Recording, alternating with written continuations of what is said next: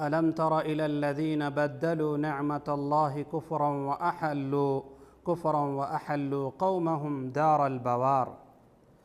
کیا آپ نے ان کی طرف نظر نہیں ڈالی جنہوں نے اللہ کی نعمت کے بدلے ناشکری کی اور اپنی قوم کو ہلاکت کے گھر میں لا اتارا۔ اللہ رب العالمین نے اس آیت کریمہ میں ان کفار اور مشرکین کی طرف اشارہ کیا ہے جنہوں نے اللہ کی نعمتوں کی ناشکری کی۔ اللہ کی نعمت سے مراد اس جگہ پر اللہ کے نبی صلی اللہ علیہ وسلم کی ذات مبارکہ ہے اور آپ کی لائی ہوئی شریعت مراد ہے۔ اللہ تعالیٰ نے فرمایا کہ کیا آپ نے ان کی طرف نظر نہیں ڈالی جنہوں نے اللہ کی نعمت کے بدلے ناشکری کی اور اپنی قوم کو ہلاکت کے گھر میں لا کھڑا کیا۔ تو ان لوگوں نے کفار قریش نے اور رؤسائے مکہ نے، جو بڑے بڑے لوگ تھے مکہ کے، ان لوگوں نے نبی کریم صلی اللہ علیہ وسلم کی تعلیمات کو نہیں مانا اور اپنے آپ کو بڑا کرنے کی کوشش کی اور رسول اللہ صلی اللہ علیہ وسلم کی تعلیمات کو، آپ کے پیغام کو نہیں مانا۔ پھر اللہ رب العالمین نے انہیں ذلت و رسوائی دی کہ جنگ بدر میں بڑے بڑے رؤسائے مکہ، کفار قریش کے رؤسا مارے گئے۔ تو اللہ تعالیٰ نے فرمایا أَلَمْ تَرَ إِلَى الَّذِينَ بَدَّلُوا نِعْمَةَ اللَّهِ كُفْرًا وَأَحَلُّوا قَوْمَهُمْ دَارَ الْبَوَارِ، اور اپنی قوم کو ہلاکت کے گھر میں لا کے داخل کر دیا، یعنی ہلاک کرا دیا ان کو۔ ایک تو ان لوگوں نے اللہ کی نعمتوں کی ناشکری کی، اور جو بھی شخص اللہ کی نعمت کی ناشکری کرے گا وہ کبھی کامیاب اور فلاح نہیں ہو سکتا۔ اللہ نے ایسے لوگوں کے لیے سخت عذاب رکھا ہے۔ اللہ فرماتا ہے لَإِن شَكَرْتُمْ لَأَزِيدَنَّكُمْ وَلَإِن كَفَرْتُمْ إِنَّ عَذَابِي لَشَدِيدٌ۔ اگر تم شکر گزاری کرو گے تو میں تمہیں اور دوں گا، اور اگر تم ناشکری کرو گے تو میرا عذاب بہت سخت ہے۔ اللہ کے نبی صلی اللہ علیہ وسلم نے عورتوں کے بارے میں فرمایا کہ میں نے دیکھا جہنم میں عورتوں کی تعداد زیادہ ہے۔ پھر وجہ بتائی، آپ صلی اللہ علیہ وسلم نے فرمایا کہ عورتیں، خواتین اپنے شوہروں کی ناشکری کرتے ہیں، نافرمانی کرتی ہیں۔ اللہ رب العالمین نے ان کے لیے جہنم کی وعید سنائی ہے۔ تو ناشکری بہت اللہ کو ناپسند ہے۔ کوئی آدمی اگر ناشکری کرے تو اللہ کو پسند نہیں ہے۔ اور جو لوگ شکر گزاری کرتے ہیں، اللہ کے نبی صلی اللہ علیہ وسلم کوئی چیزیں آتی، خوشخبری کی چیزیں ہوتی، تو اللہ کے نبی صلی اللہ علیہ وسلم خر ساجدا شاکرا للہ، سجدہ شکر کرتے اور اللہ رب العالمین کی حمد و ثنا، تعریف بیان کرتے۔ تو میرے بھائی پتہ یہ چلا کہ آدمی کو چاہیے کہ شکر گزاری کرے ہر حال میں۔ تو یہاں اللہ تعالیٰ نے فرمایا کہ اللہ نے نعمتیں دے رکھی تھی ان کو، کفار کو، مشرکین کو، کہ ان کے بیچ میں خود محمد صلی اللہ علیہ وسلم موجود تھے۔ اگر وہ چاہتے تو فائدہ اٹھا لیتے، اگر چاہتے تو ایمان لے آتے۔ اور آپ کی شریعت توحید، ایک طرف وہ بتوں کی پوجا کر رہے ہیں اور اس کے بدلے ایک اللہ واحد کی عبادت کی طرف محمد صلی اللہ علیہ وسلم بلا رہے تھے، تو بہت بڑی نعمت ہے یہ۔ اسلام سب سے بڑی نعمت ہے۔ اگر کوئی آدمی اسلام کو چھوڑ کر کے دنیا کی ساری نعمتیں اس کے پاس میسر ہو، حاصل ہو، لیکن پھر بھی وہ نقصان اٹھا رہا ہے۔ ہاں، اگر کوئی آدمی اسلام کی دولت سے مالا مال ہے اور دنیا اس کے پاس نہیں ہے تو گھبرانے کی بات نہیں۔ اللہ نے آپ کو جو ہدایت بخشی ہے، جو نعمت بخشی ہے اسلام کی، وہ سب سے بڑی نعمت ہے۔ تو اللہ تعالیٰ نے فرمایا کہ کفار اور مشرکین نے اللہ کی نعمت کی ناشکری کی تو اللہ تعالیٰ نے اسے ہلاکت کے گھر میں داخل کر دیا، ہلاکت کی جگہ پہ لا کے کھڑا کر دیا۔ جہنم یصلونہا وبئس القرار، یعنی دوزخ میں، جس میں یہ سب جائیں گے، جو بدترین ٹھکانہ ہے۔ ناشکری کرنے والوں کا انجام اللہ تعالیٰ نے فرمایا کہ اس کا ٹھکانہ جہنم ہے۔ وَجَعَلُوا لِلَّهِ أَنْدَادًا لِيُضِلُّوا عَنْ سَبِيلِهِ قُلْ تَمَتَّعُوا فَإِنَّ مَصِيرَكُمْ إِلَى النَّارِ۔ انہوں نے اللہ کے ہمسر بنا لیے کہ لوگوں کو اللہ کی راہ سے بہکائیں۔ آپ کہہ دیجئے کہ خیر مزے کر لو، تمہاری باز گشت تو آخر جہنم ہی ہے۔ اللہ تعالیٰ نے اس آیت کریمہ میں فرمایا کہ کفار اور مشرکین نے اللہ کے مد مقابل شریک ٹھہرا لیا، ہمسر بنا لیا کہ جو اللہ کر سکتا ہے یہ ہمارے بت بھی دے سکتے ہیں۔ اگر ان لوگوں نے یہ کہنے کی کوشش کیا کہ ساری مرادیں ہمیں یہیں سے پوری ہو رہی ہے، اجعل الآلہۃ الہا واحدا ان ھذا لشیء عجاب، تمام بتوں کو ہم چھوڑ کر کے ایک اللہ واحد کی طرف آ جائیں، یہ تو عجیب و غریب بات ہے۔ ان لوگوں نے نہیں مانا، ان لوگوں نے ند بنا لیا، اللہ کا شریک اور ہم سر بنا لیا ان لوگوں نے۔ کیوں؟ لیضلوا عن سبیلہ، تاکہ لوگوں کو راستے سے بھٹکا دیں، سیدھے راستے سے اس کو دوسرے راستے کی طرف لے کے چلے آئیں۔ قل تمتعوا فإن مصيركم إلى النار، تو کہا کہ اللہ کے نبی صلی اللہ علیہ وسلم سے خطاب فرمایا کہ کہہ دیجئے کہ تھوڑا فائدہ اٹھا لو اور اس کے بعد جو آپ کا ٹھکانہ کہاں ہے؟ آخر جہنم ہی ہے۔ قل لعبادی الذین آمنوا یقیموا الصلاة وینفقوا مما رزقناہم سرا وعلانیۃ من قبل ان یأتی یوم لا بیع فیہ ولا خلال، میرے ایمان والے بندوں سے کہہ دیجئے کہ نمازوں کو قائم رکھیں اور جو کچھ ہم نے انہیں دے رکھا ہے اس میں سے کچھ نہ کچھ پوشیدہ اور ظاہر خرچ کرتے رہیں، اس سے پہلے کہ وہ دن آ جائے جس میں نہ خرید و فروخت ہوگی نہ دوستی اور محبت۔ یہ قیامت کا دن مراد ہے۔ اللہ تعالیٰ نے فرمایا اس جگہ پر کہ میرے نیک بندوں سے کہہ دیجئے کہ نماز قائم کریں اور جو کچھ ہم نے دیا ہے ظاہری طور پر اور پوشیدہ طور پر خرچ کریں، اس سے پہلے کہ وہ دن آ جائے جس دن ساری چیزیں بند ہو جائے گی، کوئی فائدہ پہنچنے والا نہیں ہوگا، نہ دوست کام آئیں گے، نہ مال و دولت کام آئیں گے، نہ شہرت، نہ کچھ، کوئی چیز کام آنے والی نہیں ہے۔ تو اللہ تعالیٰ نے فرمایا من قبل ان یأتی یوم لا بیع فیہ ولا خلال، اس سے پہلے کہ وہ دن آ جائے جس میں نہ خرید و فروخت ہوگی نہ دوستی اور محبت۔ اللہ الذی خلق السماوات والارض وأنزل من السماء ماء فأخرج به من الثمرات رزقا لكم وسخر لكم الفلك لتجري في البحر بأمره وسخر لكم الأنهار۔ اللہ وہ ہے جس نے آسمانوں اور زمین کو پیدا کیا اور آسمانوں سے بارش برسا کر اس کے ذریعے سے تمہاری روزی کے لیے پھل نکالے ہیں، اور کشتیوں کو تمہارے بس میں کر دیا ہے کہ دریاؤں میں اس کے حکم سے چلیں پھریں، پھر اس نے ندیاں اور نہریں تمہارے اختیار میں کر دی ہیں۔ اللہ تعالیٰ اس جگہ پر گنا رہا ہے کہ اللہ وہ ہے جس نے آسمانوں زمین کی تخلیق پیدا فرمائی۔ کس نے بنایا؟ اللہ وہ ہے جو وہ کام کوئی دنیا کے انسان نہیں کر سکتے، کوئی بھی نہیں کر سکتے سوائے اللہ رب العالمین کے، صرف وہی کر سکتا ہے۔ آسمان و زمین تیار کرنا کسی کے بس میں ہے؟ نہیں، یہ صرف اللہ رب العالمین ہی کر سکتا ہے۔ اللہ تعالیٰ فرماتا وَأَنزَلَ مِنَ السَّمَاءِ مَاءً، وہی اللہ ہے جس نے آسمان سے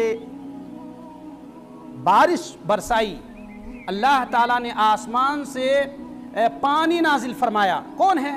صرف اللہ رب العالمین ہی ہے، کوئی دوسرا یہ کام انجام نہیں دے سکتا۔ فَأَخْرَجَ بِهِ مِنَ الثَّمَرَاتِ رِزْقًا لَكُمْ، اس کے ذریعے سے تمہاری روزی کے لیے پھل نکالے ہیں۔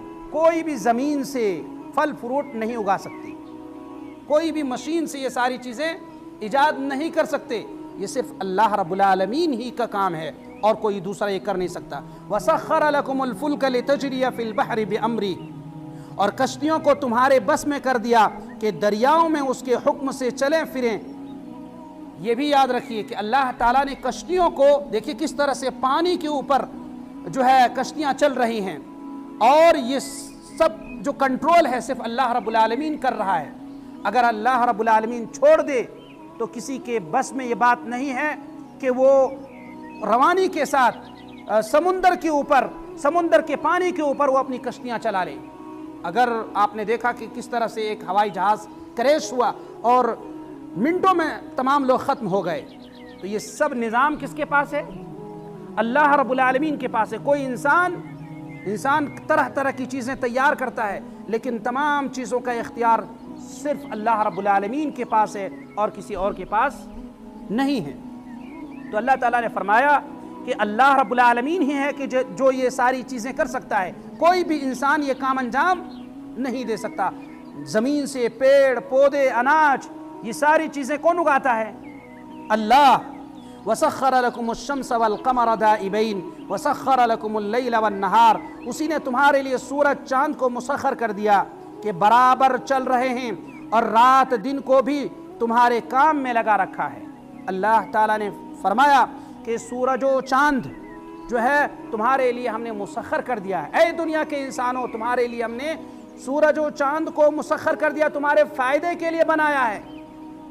اللہ فرماتا ہے قرآن مجید میں سورہ یاسین میں، لَلشَّمْسُ يَنبَغِي لَهَا أَن تُدْرِكَ الْقَمَرَ وَلَا اللَّيْلُ سَابِقُ النَّهَارِ وَكُلٌّ فِي فَلَكٍ يَسْبَحُونَ، اور سورج کے لیے مجال نہیں ہے کہ چاند کو وہ پکڑ لے، اور نہ رات پر یہ اختیار ہے کہ وہ دن پر غالب آ جائے۔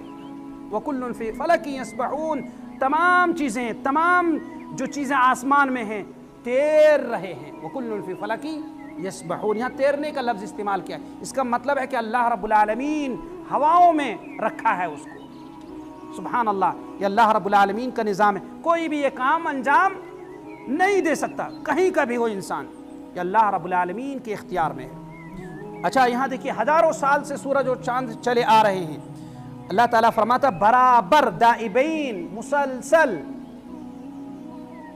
ہزاروں لاکھوں سال سے یہ سورج اور چاند اپنے اپنے محور پر کام کر رہے ہیں، اللہ کے حکم کی اتباع کر رہے ہیں۔ نہ سورج کے پاس یہ اختیار ہے کہ وہ اپنی من مرضی کرے، اور نہ چاند کے پاس اختیار ہے کہ وہ اپنے حساب سے چلے، اپنے حساب سے نکلے، اپنے حساب سے ڈوبے، نہیں، یہ تمام کام کون انجام دیتا ہے؟ اللہ رب العالمین انجام دیتا ہے۔ سبحان اللہ۔ وَسَخَّرَ لَكُمُ اللَّيْلَ وَالنَّهَارَ، اور رات دن کو بھی تمہارے کام میں لگا رکھا ہے۔ اللہ تعالیٰ نے انسانوں کی بھلائی کے لیے، تاکہ وہ دن میں کام کرے اور رات میں آرام کرے، یہ اللہ نے یہ سسٹم بنایا ہے تاکہ انسان اپنی زندگی کو بہتر طریقے سے گزار سکے۔ تو یہ اللہ رب العالمین کے سوا کسی کے پاس اختیار نہیں ہے، کوئی بھی ایسا نہیں کر سکتا، نہ دن کو الٹ پلٹ کر سکتا ہے، کمی بیشی کرنا دن میں یہ صرف اللہ رب العالمین کے پاس اختیار ہے۔ وَآتَاكُم مِّن كُلِّ مَا سَأَلْتُمُوهُ وَإِن تَعُدُّوا نِعْمَةَ اللَّهِ لَا تُحْصُوهَا إِنَّ الْإِنسَانَ لَظَلُومٌ كَفَّارٌ، اسی نے تمہیں تمہاری منہ مانگی کل چیزوں میں سے دے رکھا ہے، اگر تم اللہ کے احسان گننا چاہو تو انہیں پورے گن بھی نہیں سکتے، یقیناً انسان بڑا ہی بے انصاف اور ناشکرا ہے۔ اللہ تعالیٰ نے فرمایا اس آیت کریمہ میں کہ ہم نے انسانوں کو تمام چیزیں دے رکھی ہیں، سب کچھ دیکھ لیجئے۔ ایک انسان دیکھے سورج ہے، چاند ہے، ستارے ہے، آب و ہوا ہے، پانی ہے، زمین ہے، آسمان ہے، اناج ہے، یہ ساری نعمتیں، یہ ساری چیزیں کس نے دیا ہے؟ اگر جو اللہ تعالیٰ نے نعمتیں دے رکھی ہے اس کا وہ شکر ادا کرے تو کبھی بھی وہ شکر ادا نہیں کر سکتے۔ اگر جتنے زمین میں سمندر ہیں اس کو سیاہی بنا لیے جائیں، اور جتنے درخت ہیں اس کو قلم بنا لیے جائیں، اور اللہ کی حمد و ثنا بیان کرنا شروع کر دے، قلم ختم ہو جائیں گے، جتنے دنیا میں درخت ہیں وہ سب ختم ہو جائیں گے، جو پانی ہے وہ ختم ہو جائیں گے، پھر بھی اللہ تعالیٰ کی حمد و ثنا مکمل نہیں کر سکتا۔ وَآتَاكُم مِّن كُلِّ مَا سَأَلْتُمُوهُ، جو کچھ تم مانگ رہے تھے وہ بھی اللہ نے دیا، جو کچھ آپ نے نہیں مانگا تھا پھر بھی اللہ نے آپ کو دیا۔ اللہ فرماتا ہے وَإِن تَعُدُّوا نِعْمَةَ اللَّهِ لَا تُحْصُوهَا، if you count the favor of Allah it is not possible to count، یہ ممکن ہی نہیں اللہ کی نعمتوں کو شمار کیا جا سکے۔ بہت ساری نعمتیں، کوئی قلم اور کاپی لے کر کے بیٹھ کر کے وہ اللہ کی نعمتوں کو لکھنا چاہے اللہ تعالیٰ نے ہمیں کون کون سی نعمتیں دی تو کبھی وہ پوری نہیں کر سکتے۔ اللہ کی ساری نعمتیں اللہ کی ہیں۔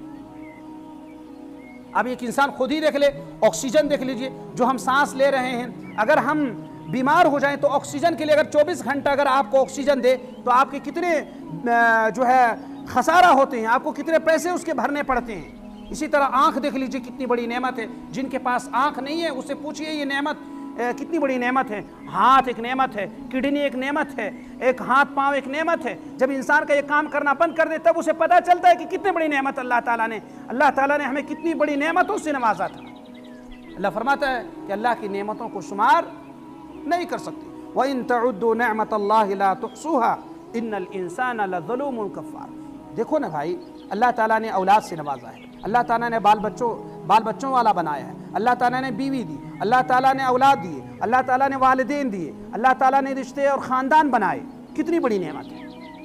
ایک انسان اس کے بغیر زندہ نہیں رہ سکتا ہے، اس کے بغیر جو ہے وہ مایوس ہو جاتا ہے۔ اللہ فرماتا ہے تم اللہ کی دی ہوئی نعمتوں کو شمار نہیں کر سکتے، گن نہیں سکتے۔ اللہ فرماتا ہے ان الانسان لظلوم کفار، یقیناً انسان بڑا ہی بے انصاف اور ناشکرا ہے، وہ اپنے نفس پر ظلم کر رہا ہے، اللہ کی نعمتوں کا استعمال کرتا ہے لیکن اللہ کا شکر ادا نہیں کرتا۔ اور اللہ کا شکر ادا کرنا کیا ہے؟ اللہ کی عبادت کرنا، خالص اللہ کی عبادت کرنا۔ یہ سب سے بڑا معیار ہے شکر کا، کہ آدمی صرف یہ نہیں کہہ دے کافی الحمدللہ، صرف یہ نہ کہہ دے شکر للہ، یہ کافی نہیں ہے، بلکہ اللہ کا شکر ادا کرنا یہ ہے کہ انسان اللہ کی عبادت کرے۔ وَإِذْ قَالَ إِبْرَاهِيمُ رَبِّ اجْعَلْ هَذَا الْبَلَدَ آمِنًا وَجُنُبْنِي وَبَنِيَّ أَن نَّعْبُدَ الْأَصْنَامَ۔ ابراہیم علیہ السلام کی یہ دعا بھی یاد کرو جب انہوں نے کہا کہ اے میرے پروردگار، اس شہر کو امن والا بنا دے اور مجھے اور میری اولاد کو بت پرستی سے پناہ دے۔ یہاں سے ابراہیم علیہ السلام کا قصہ شروع ہو رہا ہے۔ ابراہیم علیہ السلام نے رب العالمین سے دعا کی، وَإِذْ قَالَ إِبْرَاهِيمُ رَبِّ اجْعَلْ هَذَا الْبَلَدَ آمِنًا، اے اللہ اس مقام کو، اس شہر کو امن والا شہر بنا۔ to make this city is the peaceful، اے اللہ اس شہر کو امن والا شہر بنا دے، اس علاقے کو امن والا شہر بنا دے۔ پھر دعا کرتے ہیں، اے اللہ، اے میرے پروردگار، مجھے اور میری اولاد کو بت پرستی سے پناہ دے۔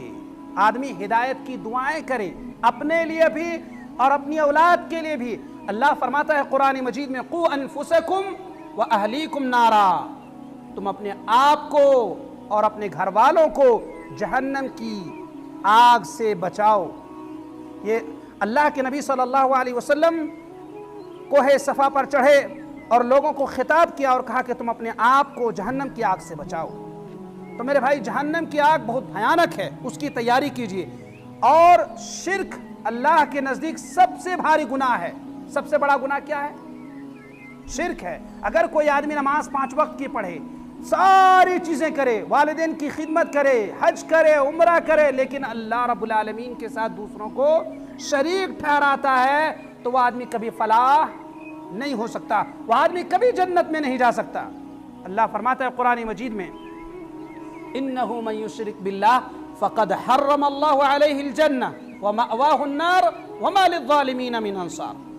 جو شخص اللہ کے ساتھ دوسروں کو شریک ٹھہراتے ہیں، اللہ نے اس کے اوپر جنت کو حرام قرار دیا ہے اور اس کا ٹھکانہ کہاں ہے؟ جہنم۔ اور کوئی بھی شخص اس کی مدد نہیں کر سکتا، اللہ کی سوا کوئی مددگار نہیں ہے۔ تو ابراہیم علیہ السلام نے دعا کی اپنے رب سے کہ اللہ اس شہر کو امن والا شہر بنانا، اس علاقے کو امن والا شہر بنا دینا، اور اے اللہ میری اولاد کو، مجھے اور میری اولاد کو بت پرستی سے بچانا۔ آج کتنے ایسے لوگ ہیں، دیکھیے، بہت دماغ ہے، بہت عقلیں ہیں، بہت شعور ہے انسان کے پاس، سب کچھ ہے، لیکن وہ یہ نہیں جان پاتا ہے کہ عبادت کے لائق صرف اللہ ہی ہے۔ یہ جانتے ہوئے بھی اللہ کی عبادت نہیں کرتے ہیں۔ یہ سب سے بڑی محرومی ہے، یہ سب سے بڑا نقصان ہے کہ انسان اپنے رب کو پہچان رہا ہے، اللہ کے حکم کو نہیں مان رہا ہے۔ یہ سب سے بڑی محرومی ہے۔ تو اپنے لیے بھی دعا کریں خیر خواہی کی، بھلائی کے لیے، اور اپنے بال بچوں کے لیے بھی دعا کریں۔ ابراہیم علیہ السلام نے اپنے لیے بھی دعا کی اور اپنے بال بچوں کے لیے بھی دعائیں کی۔ کیا کی؟ اے اللہ، اے رب العالمین، اے میرے پروردگار عالم، اور مجھے اور میری اولاد کو بت پرستی سے پناہ دے، بچا لے۔ رب انہن اضللن کثیرا من الناس فمن تبعنی فانہ منی ومن عصانی فانک غفور رحیم۔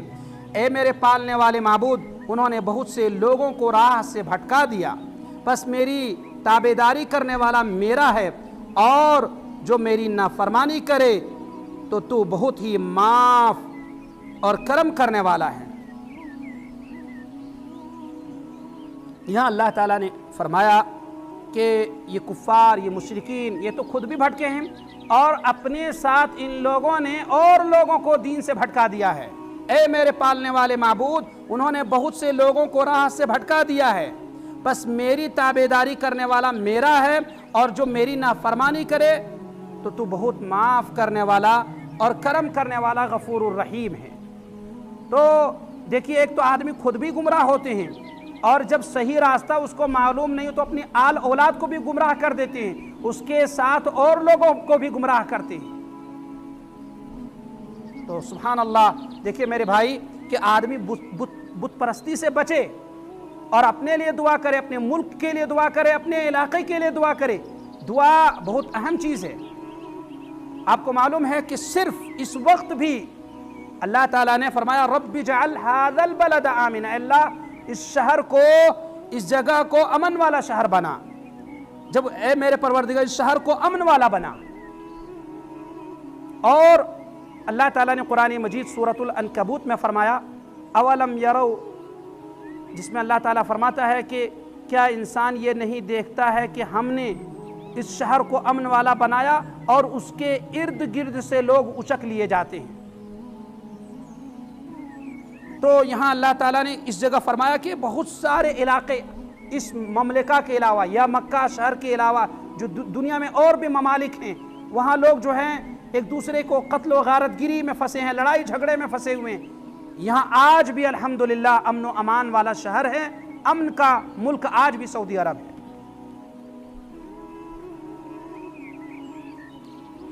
ربنا انی اسکنت من ذریتی بواد غیر ذی زرع عند بیتک المحرم ربنا لیقیموا الصلاة فاجعل افئدة من الناس تہوی الیہم وارزقهم من الثمرات لعلهم یشکرون۔ اے ہمارے پروردگار، میں نے اپنی کچھ اولاد اس بے کھیتی کی وادی میں تیرے حرمت والے گھر کے پاس بسائی ہے۔ اے میرے پروردگار، یہ اس لیے کہ وہ نماز قائم رکھیں، بس تو کچھ لوگوں کے دلوں کو ان کی طرف مائل کر دے اور انہیں پھلوں کی روزیاں عنایت فرما تاکہ یہ شکر گزاری کریں۔ اس جگہ پر اللہ تعالیٰ نے ابراہیم علیہ السلام کے بارے میں فرمایا کہ ابراہیم علیہ السلام اپنے علاقے سے اپنی آل اولاد کو لے کر، ابراہیم علیہ السلام اور ہاجر، اور عام طور پر ہاجرہ کہا جاتا ہے، ہاجرہ علیہ السلام کو لے کر کے، اور اسماعیل علیہ السلام چھوٹے تھے، شیر خوار بچے تھے، اس کو لے کر کے آئے کہاں پہ؟ مکہ میں۔ اور مکہ میں ایک علاقہ ہے قدا، آج کل اسے قدئی بولتے ہیں، اس جگہ پہ ایک درخت کے نیچے ٹھہرایا، بسایا، اور ابراہیم علیہ السلام واپس جانے لگے اپنی بیوی ہاجر یا ہاجرہ کو چھوڑ کر کے، اور ایک شیر خوار بچے کو چھوڑ کر کے جانے لگے۔ اور واپس جب ہونے لگے تو ہاجرہ علیہ السلام اس کے پیچھے پیچھے جانے لگی، اور کچھ دور جب گئی تو ابراہیم علیہ السلام نے مڑ کر کے دیکھا کہ وہ بھی آ رہی ہے، تو اس کی بیوی نے یہ سوال کیا، یا ابراہیم مجھے کس لیے چھوڑ کے جا رہے ہیں؟ مجھے یہ کس کے بھروسے میں چھوڑ کے جا رہے ہیں؟ تو ابراہیم علیہ السلام نے پلٹ کے جواب دیا اللہ، اللہ کے بھروسے پر۔ تو پھر ہاجرہ علیہ السلام نے فرمایا کہ اللہ رب العالمین رضیت باللہ، پھر میں اللہ پر راضی ہوں، آپ نے اللہ کا حوالہ دیا تو میں راضی ہوں۔ ابراہیم علیہ السلام چھوڑ کے چلے گئے، اور ہاجرہ علیہ السلام اور ام اسماعیل اور ام اسماعیل اسی جگہ پر ٹھہرے رہے، اور جب کھجور اور پانی جب ختم ہو گیا تو اس کی والدہ ام اسماعیل کھوجنے لگی، تلاش کرنے لگی پانی کو، تو کبھی اس پہاڑی پر، کبھی اس پہاڑی پر، کبھی صفا پر، کبھی مروہ پر، یہاں تک کہ صفا سے وہ مروہ تک پہنچتی ہے، اور پھر وہاں سے واپس ہوتی ہے، اور دیکھتے ہیں کہ شاید کہ کوئی آدمی مل جائے، کوئی پانی والا مل جائے، کوئی آدمی نظر آ جائے۔ یہاں تک کہ جب 7 چکر ہو گئے تو ایک آواز آئی، تو اس آواز کے جواب میں جو صحیح بخاری کے الفاظ ہیں، خطاب کیا کہ کیا آپ مجھے کچھ مدد کر سکتے ہیں، تیرے پاس کوئی بھلائی ہے؟ تو کہتے ہیں کہ جو حدیث کے الفاظ ہیں کہ جبریل علیہ السلام تھے، اور اپنی ایڑی کی طرف اشارہ کیا اور کہا کہ ایڑی سے زمین کھودی اور اس سے چشمہ نکل پڑا. جو بعض لوگ کہتے ہیں بچے نے پاؤں لگایا تو نکل پڑا، نہیں، حدیث کے الفاظ ہیں کہ جبریل علیہ السلام نے اشارہ کر کے بتایا کہ اس طرح سے کرو، پھر اس نے کر کے دکھایا اور پانی ابلنا شروع ہو گیا اور پھر اسے جمع کرنے لگی. اور یہ ساری جو ہے اسٹوری اور یہ قصہ ہے حدیث کی کتابوں میں موجود ہے. تو اللہ تعالیٰ نے اس جگہ پہ فرمایا ربنا انی اسکنت من ذریتی بواد غیر ذی زرع عند بیتک المحرم ربنا لیقیموا الصلاة فاجعل افئدة من الناس تہوی الیہم وارزقہم من الثمرات لعلہم یشکرون. اے ہمارے پروردگار، میں نے اپنی اولاد کو اس بے کھیتی کی وادی میں، بے آب و گیا، خشک اور بنجر علاقے میں ہم اپنے بچوں کو چھوڑ کے آئے ہیں. یعنی حرمت والی جگہ تیرے حرمت والے گھر کے پاس بسائی ہے. اے ہمارے پروردگار، یہ اس لیے کہ وہ نماز قائم رکھیں، پس تو جو کچھ لوگوں کے دلوں کو ان کی طرف مائل کر دے اور انہیں پھلوں کی روزیاں عنایت فرما. ابراہیم علیہ السلام نے دعا کی، پھلوں کی دعا کی تو اللہ تعالیٰ نے وہ دعا قبول فرما لی. آج بھی لوگ مکہ مکرمہ پہنچتے ہیں تو کھانے پینے کی چیزیں اور دنیا کے مقابل میں اور جگہوں کے مقابل میں کثرت سے پائی جاتی ہیں، چاہے وہ موسم اس کا ہو یا نہ ہو، پھر بھی وہ ساری چیزیں موجود ہیں. یہ اللہ رب العالمین کی بہت بڑی نعمت ہے.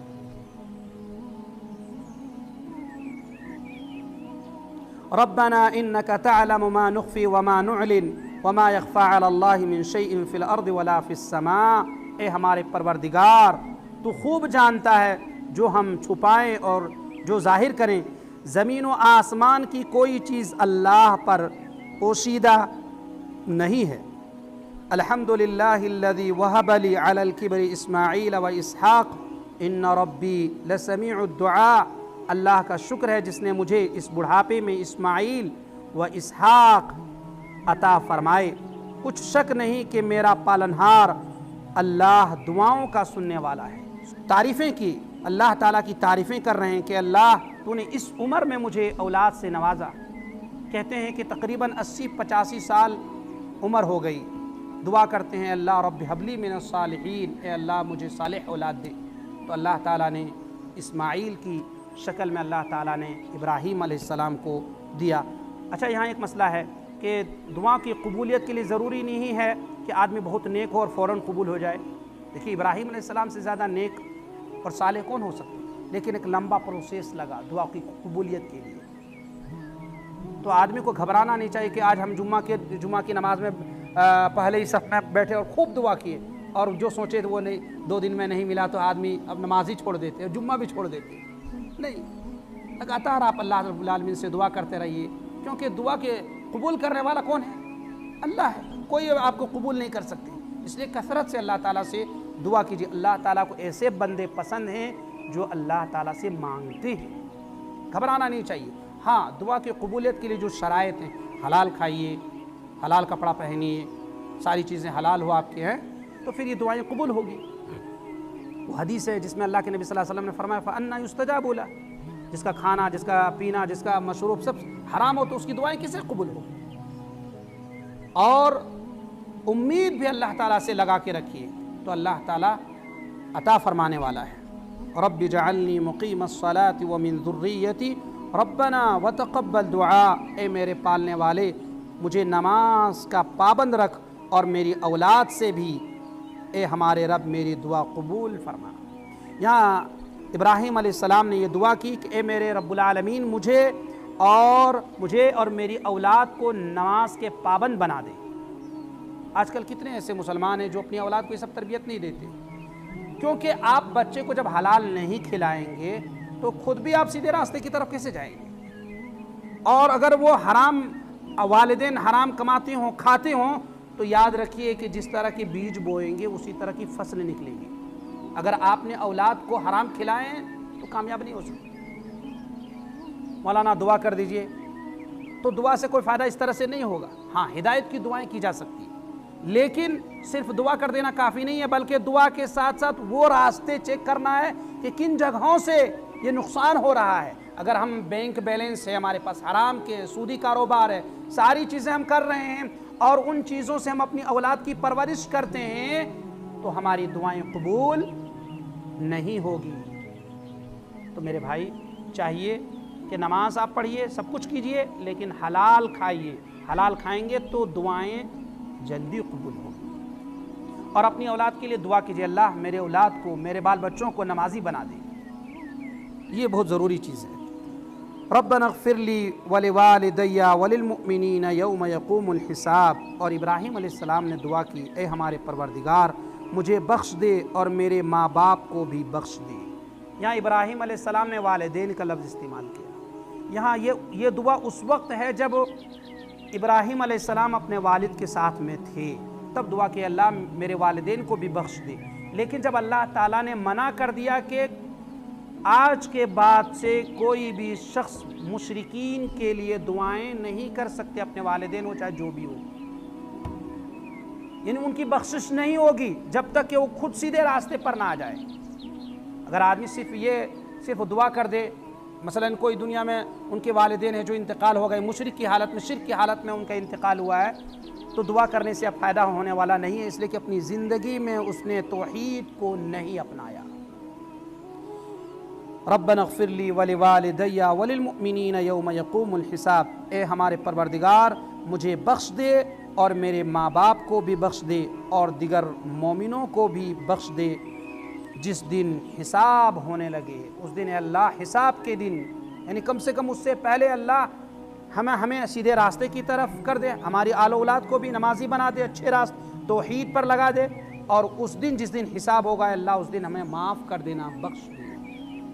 تو میرے بھائی پتہ یہ چلا کہ اس واقعے سے کہ ہمیں چاہیے کہ اپنے اندر تبدیلی لائیں، جس طرح ایک پیغمبر ابراہیم علیہ السلام اپنے علاقے کو چھوڑ کر کے اپنی آل اولاد کو ایسی جگہ پہ لا کے بسایا جہاں کچھ نہیں ہے سوائے پہاڑی کے علاوہ اور کچھ بھی نہیں ہے، لیکن اللہ تعالیٰ نے اس کی برکت کی وجہ سے اس علاقے کو منور کر دیا، اور ہاجرہ علیہ السلام کی اس عمل کی وجہ سے، چکر لگانے کی وجہ سے اللہ کو اتنا پسند آیا، اللہ تعالیٰ نے اس چیز کو اتنا پسند کیا کہ حج اور عمرہ کرنے والے کے لیے واجب قرار دے دیا کہ کوئی آدمی اس وقت تک اس کا عمرہ نہیں ہوگا جب تک کہ وہ صفا مروہ کا چکر نہ لگا لیں، اور کوئی حاجی اس وقت تک حاجی نہیں ہو سکتے یا ان کے حج قبول نہیں ہوں گے جب تک کہ وہ سعی نہ کر لیں، یعنی نیکی کے اس مقام کو نہیں چھو سکتے جب تک کہ اس عمل کو نہ کر لیں۔ اس عمل کو نیکی قرار دیا، اس عمل کو صفا و مروہ کا چکر لگانا